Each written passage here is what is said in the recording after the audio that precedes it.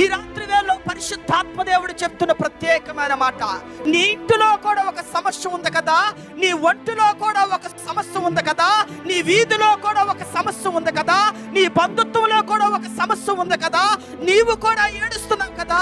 అయితే ఈ 2వ నెల ఈ దినాన్న దేవుడు నీకు వాగ్దానం ఇస్తుంది ఏంటంటే, ఇప్పుడు దాకా నువ్వేదో అయోమయకమైన పరిస్థితులు గుండా ఉన్నావు. దేవుడు చెప్తున్న మాట, నువ్వు కన్నీళ్ళు విడుస్తుండగా దేవుడు చూస్తున్నాడట. గట్టిగా చప్పట్లు పడుతున్నా.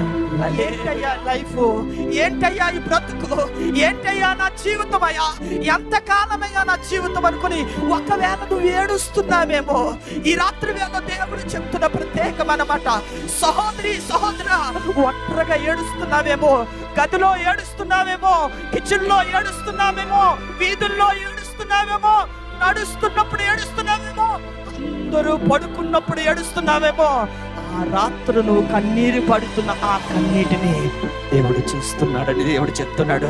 ఎంతగా కన్నీరండి, దేవునికి స్తోత్రం. ఇప్పుడు హిజ్కియా కన్నీరు ఎక్కడుందట?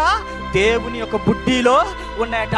సంఘమంతటికి దేవుడు చెప్తున్న ప్రత్యేకమైన మాట, నీ కన్నీరు కూడా చెప్పండి అమ్మా ఎక్కడుందా? దేవుడు బుడ్డిలో ఉన్నాయి. దేవునికి స్తోత్రం.